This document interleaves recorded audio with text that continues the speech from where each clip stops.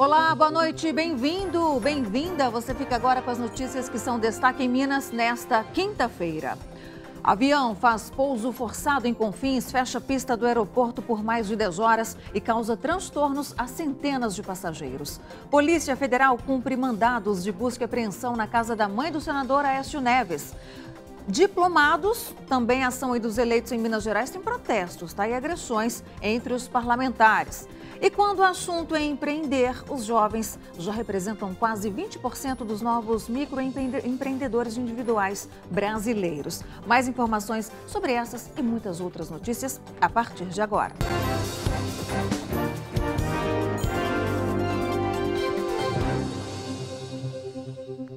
A pista do Aeroporto Internacional de Belo Horizonte, em Confins, foi fechada para pousos e decolagens no início da madrugada de hoje, depois que uma aeronave da Latam, que faria um voo de São Paulo para Londres, fez um pouso de emergência no terminal. 339 passageiros estavam a bordo. Pelo menos 117 voos foram cancelados no aeroporto.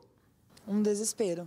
A minha família foi a primeira coisa que eu pensei. Ele aterrissou com muita força, vários pneus da aeronave estouraram. Foi pânico, gente chorando, se agarrando, rezando, muita gente rezando. Esses são relatos de passageiros do voo LA 8084 da Latam, que fazia o trajeto Guarulhos-Londres e teve que realizar um pouso de emergência no Aeroporto Internacional de Belo Horizonte.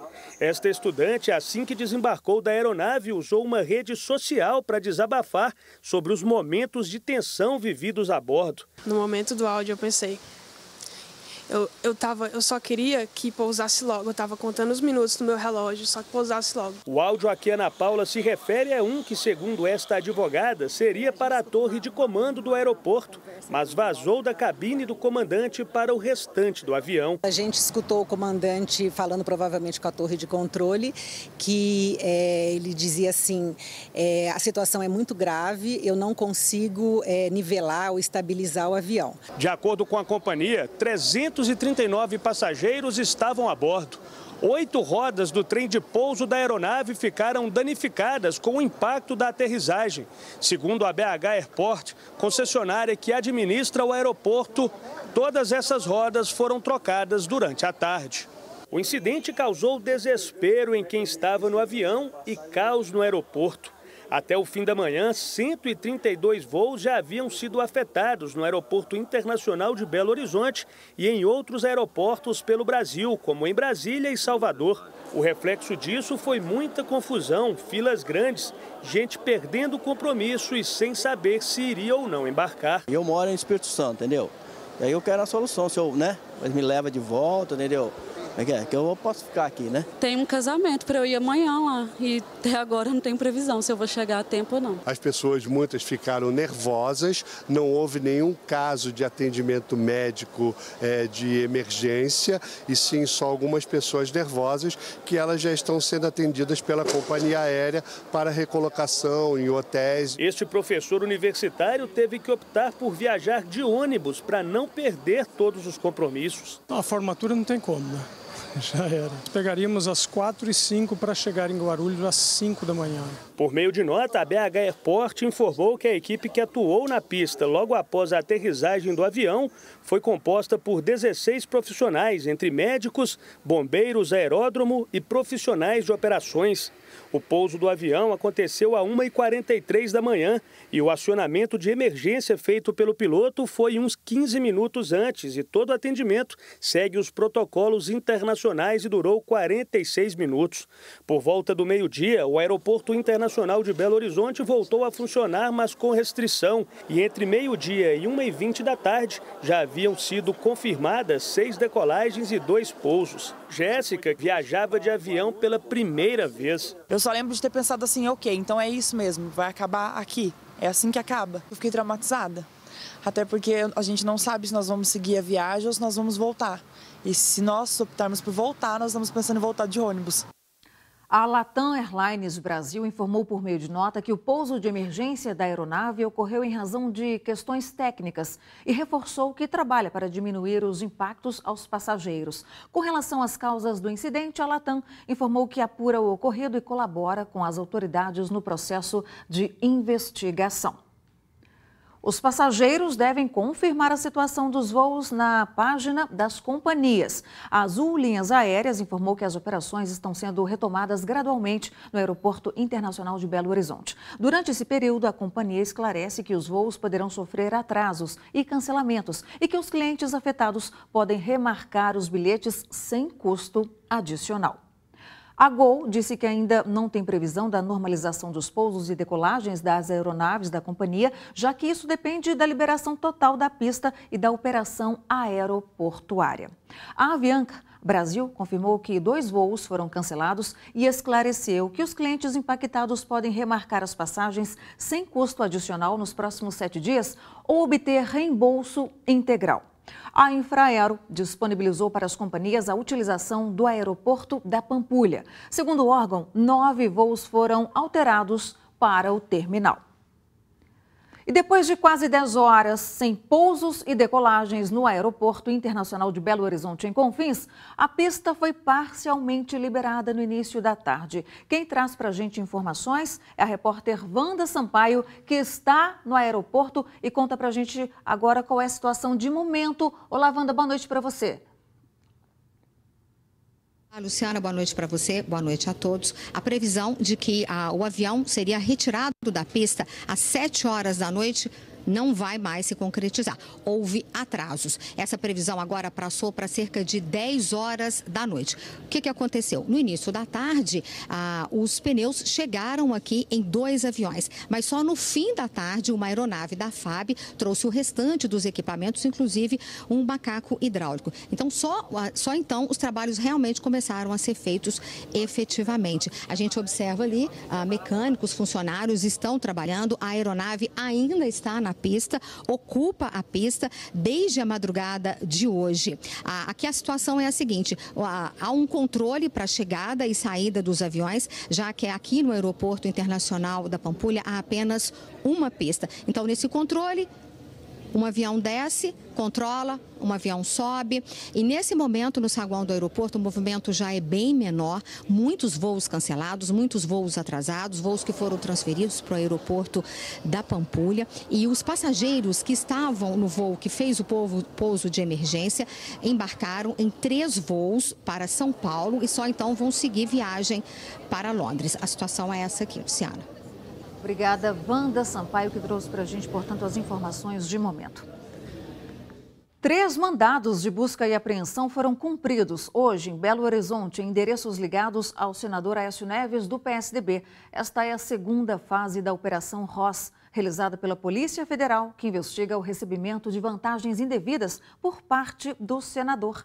Um dos alvos foi o apartamento de propriedade da mãe do senador Aécio Neves. Vizinhos relataram que pelo menos 6 agentes chegaram no início da manhã. Por volta das 10 horas, 2 viaturas da Polícia Federal entraram no prédio. Uma agente, levando uma maleta, também esteve no local. Um dos advogados da família acompanhou os trabalhos e garantiu que nada foi levado do apartamento. A única coisa que ocorreu foi que a polícia realmente realizou cópia do sistema interno de segurança do prédio, mas com relação à suposta documentação que estaria nesse imóvel, não tinha absolutamente nada e nada foi apreendido. Lembrando que a origem foi de uma notícia anônima. Outros 2 mandados foram cumpridos, um no apartamento de Frederico Pacheco, primo de Aécio. E o 3º mandado foi cumprido na sede de uma empresa de comunicação que pertence ao próprio Frederico e também à irmã do senador Andréia Neves. O pedido dessas ações, feito pela procuradora-geral Raquel Dodge, complementam as medidas cautelares executadas no último dia 11, quando foram cumpridos 24 mandados de busca e apreensão em 8 estados e no Distrito Federal. Na ocasião, Frederico Pacheco, Andréia Neves e outros envolvidos foram intimados a depor na sede da Polícia Federal. A Operação Rosa é um desdobramento da Operação Patmos, deflagrada em maio de 2017. A investigação começou a partir de delação de executivos da JF e apura repasses de mais de 110 milhões de reais da empresa ao senador Aécio Neves. O dinheiro teria sido usado na compra de apoio político de 3 partidos na eleição presidencial de 2014.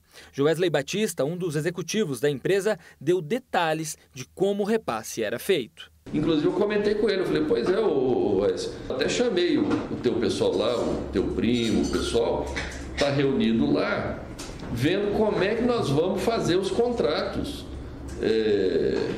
fictícios ali para dar ar de normalidade naquilo, porque, enfim, eu expliquei para ele que tem vários, tem de publicidade, tem de pesquisa, tem de toda a natureza. Apesar do Lúcio Funaro estar preso, vamos dizer, a única coisa que tá dando certo até agora é um contrato fictício que eu tenho com o Lúcio, de 100 milhões, tem que dar de normalidade. Ele falou, não, mas nós vamos dizer que terça-feira seguinte estava acertado que ia passar a lei do Caixa 2, ia estar tudo resolvido e tal. Eu falei, pois é, mas depois tem a questão do abuso de autoridade. Por nota, o Ministério Público Federal informou que a operação foi deflagrada para defender a necessidade das buscas, afirmando que há riscos de eliminação de elementos de informação e que a medida é imprescindível para o aprofundamento da investigação. Por meio de nota, a defesa do senador Aécio Neves disse que recebeu com indignação a notícia de busca na residência da mãe do senador, uma vez que ela nada tem a ver com os fatos em apuração. Reiterou que Aécio Neves sempre esteve à disposição das autoridades para os devidos esclarecimentos. O senador Aécio Neves e outros 3 políticos não compareceram à diplomação dos eleitos em outubro, que tomam posse em janeiro. A cerimônia foi marcada por protestos, brigas e confusão. O evento, realizado no Palácio das Artes, no centro da capital, precisou ser interrompido depois que deputados federais eleitos, Rogério Correia, do PT, e Cabo Júnior Amaral, do PSL, trocaram socos no palco. A Orquestra Sinfônica de Minas Gerais abriu a cerimônia no Palácio das Artes.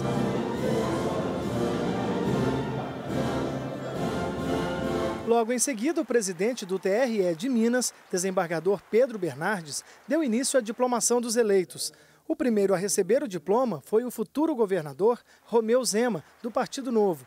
No discurso, ele lembrou a situação financeira do Estado e pediu paciência. Temos de arregaçar as mangas para tirar o nosso Estado da UTI, que é onde ele se encontra hoje. Precisaremos de paciência, persistência e, principalmente, união. Além do governador, do vice e dos senadores, 53 deputados federais e 77 deputados estaduais eleitos em outubro foram diplomados. O documento recebido aqui hoje é previsto em lei e é condição essencial para a posse no próximo ano. Tudo corria bem na cerimônia até que deputados de esquerda começaram a se manifestar fazendo referências à vereadora carioca assassinada Marielle Franco e ao ex-presidente Lula. O momento mais crítico do evento foi quando o deputado federal pelo PT, Rogério Correia, foi ao centro do palco levando uma placa com os dizeres Lula livre. Nesse instante, o deputado do PSL, Cabo Júnior Amaral, partiu para cima do colega e tentou arrancar a placa. Houve troca de agressões e a sessão precisou ser suspensa.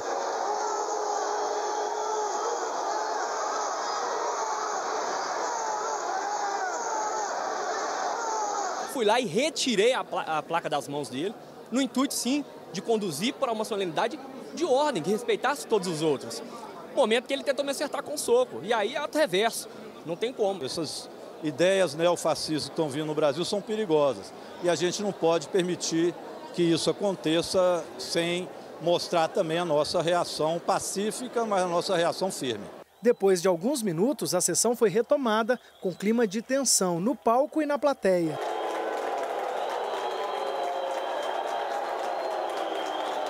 Os 2 deputados disseram que vão registrar a ocorrência. Devo fazer sim, é importante porque a narrativa deles acaba sempre contando. Eu já vi pela rede social aqui agora falando que deputado do PSL inibe manifestação pró-Lula e ambos trocam socos. Pô, não trocamos soco, ele tentou me agredir e eu reagi, só isso. Infelizmente, lamento, não era para ter acontecido esse tipo de coisa. Eu vou pedir proteção na Câmara Federal, porque afinal de contas estarei lá e preciso exercer meu mandato.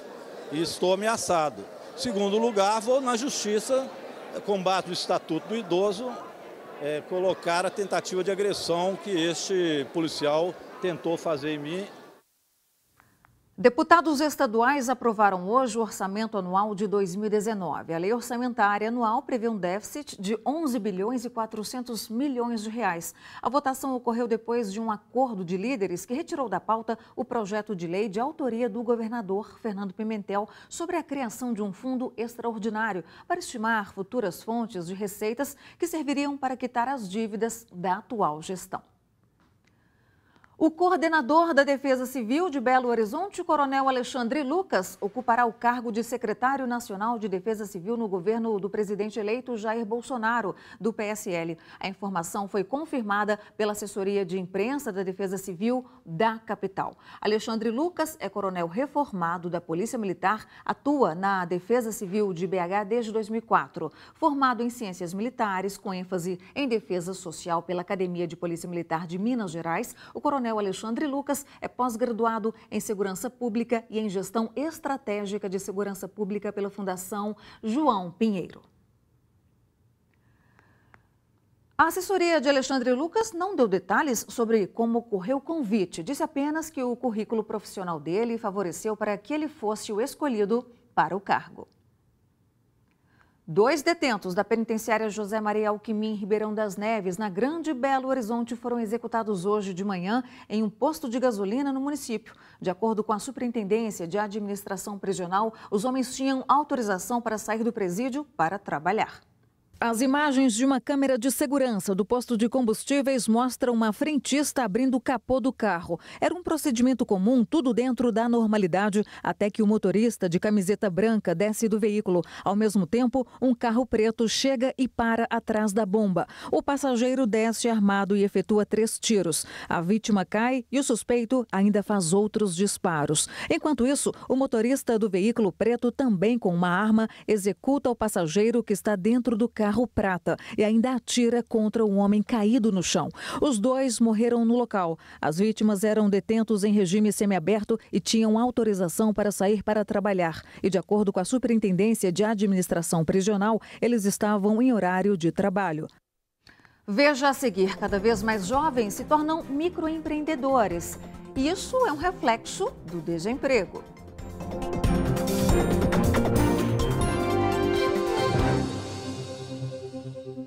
O trânsito está complicado na BR-381, próximo ao bairro Citrolândia, em Betim, na Grande BH. Uma carreta carregada de carne tombou no local no início da manhã, provocando enormes congestionamentos. O trânsito no local ficou fechado por mais de 3 horas. A Polícia Federal foi acionada para proteger a carga que estava sendo saqueada por moradores daquela região.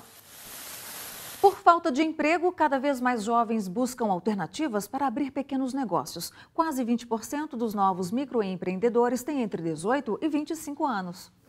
O quarto virou local de trabalho. O espaço de descanso agora é dividido com as peças de roupas e acessórios que esta jovem passou a vender como alternativa à falta de emprego. Surgiu de uma vontade de fazer algumas bijuterias, algumas peças, para vender para as amigas. E aí a gente, querendo tornar aquilo melhor, falou, vamos fazer uma marca. E aí começou a ter uma saída legal. Ser dono de um pequeno negócio tem se tornado uma opção cada vez mais comum, principalmente entre os jovens, na faixa de 18 a 25 anos. Mais de 18% dos brasileiros que se tornaram microempreendedores individuais entre janeiro e setembro fazem parte deste grupo. Eles perdem somente para os quarentões, segundo um estudo da Serasa. No segmento do comércio, eles lideraram. Os chamados MEIs têm registro formal, o CNPJ e direito à previdência. Podem emitir nota fiscal, abrir conta em banco no nome da empresa e tomar empréstimos em condições mais favoráveis. Vantagens que, para este especialista,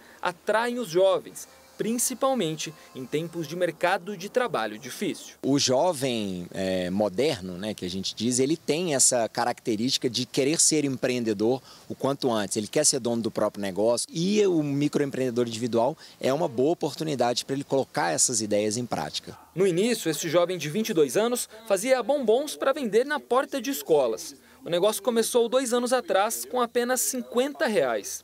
Ele virou microempreendedor, fez um curso técnico de administração e agora lucra R$2.000 por mês. Hoje em dia eu consigo comprar pelos fornecedores, com os fornecedores, com até 21 dias de prazo para poder pagar. E por quê? Porque eu sou microempreendedor. E ele já sonha com voos mais altos. Daqui para frente é abrir loja, ir estruturando, daqui uns 10 anos virar franquia, se Deus quiser. O Ministério Público Federal pede à Justiça a anulação da matrícula de 2 alunos que fraudaram o sistema de cotas na Universidade Federal de Uberlândia. Os jovens se declararam pardos no vestibular da instituição e, se beneficiando da lei de cotas, passaram para medicina e psicologia. Segundo o Ministério Público Federal, as características físicas autodeclaradas pelos alunos, no entanto, não correspondem a uma pessoa parda. Depois do intervalo, tem as dicas para o fim de semana, tem show do Skank, entre as atrações que separamos para você. Você gastou sua cota.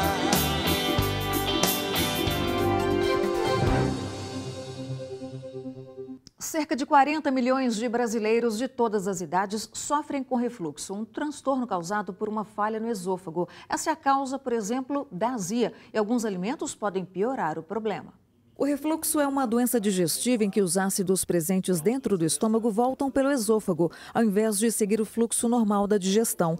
O líquido irrita os tecidos que revestem o esôfago e, por isso, causam alguns sintomas desagradáveis, como a queimação no peito, a chamada azia. Ao menos 40 milhões de brasileiros são acometidos pela doença, pouco mais de 20% da população. E todas as faixas etárias são acometidas. De acordo com este especialista, a presença de secreção ácida no estômago para fazer a digestão dos alimentos é normal. Entretanto, há mecanismos que concentram esse ácido dentro do estômago e algumas ações podem contribuir para o refluxo do líquido. Variações anatômicas, fisiológicas ou mesmo alguns hábitos do paciente podem facilitar esse refluxo.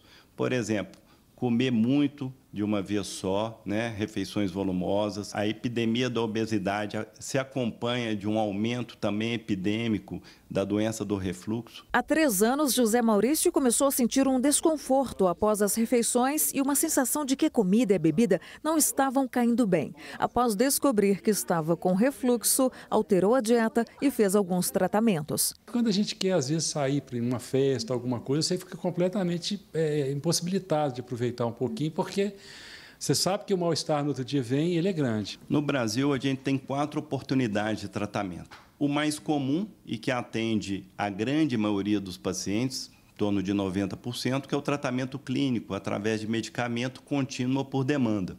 E existem outros 3 procedimentos, é o tratamento cirúrgico, seja com robô ou laparoscópico, o tratamento endoscópico com estreta ou o marca-passo de esfíncter, que se chama endostim, que está também no nosso meio há em torno de 2 anos. O médico ainda alerta que alguns alimentos podem facilitar o refluxo. Os alimentos gordurosos, que incluem as frituras, alimentos condimentados, alimentos cítricos em excesso, o café e deitar após a refeição deve ser sempre evitado. E se você ainda não programou o fim de semana, nós temos dicas culturais agora. Os detetives do Prédio Azul estão em uma nova aventura. Dessa vez, eles são desafiados a atravessar um oceano para concluir uma investigação e salvar um grupo de crianças enganadas por 2 bruxos disfarçados de produtores de um concurso musical. A visita da querida babá Mary Poppins era tudo o que Michael Banks precisava e os fãs também. Só ela mesmo para resolver os problemas do pequeno, ou não tão pequeno assim. Ele cresceu e agora é pai de 3 crianças. Os irmãos Rogério Flauzino e Wilson Sideral cantam Cazuza logo mais no Mercado Central do Cruzeiro. Eles comemoram 30 anos de carreira cantando juntos. Ingressos a partir de R$50. O Grande Teatro do Palácio das Artes será palco do show Cantadores, que promove um encontro histórico e inédito entre 3 grandes nomes da música: Geraldo Azevedo, Renato Teixeira e Xangai. Os 3 subirão ao palco com violões e um repertório rico que mescla canções regionais com grandes hinos da MPB. E tem Skank neste fim de semana numa grande festa que vai contar também com o sertanejo do Monteiro. É neste sábado a partir das 6 da tarde, então programe-se e divirta-se. E se você quiser fazer alguma denúncia, nos enviar vídeos ou fotos, use o Bandzap 31 99772 7663. Para você, uma ótima noite. Você segue com notícias nacionais e internacionais no Jornal da Band. Até amanhã.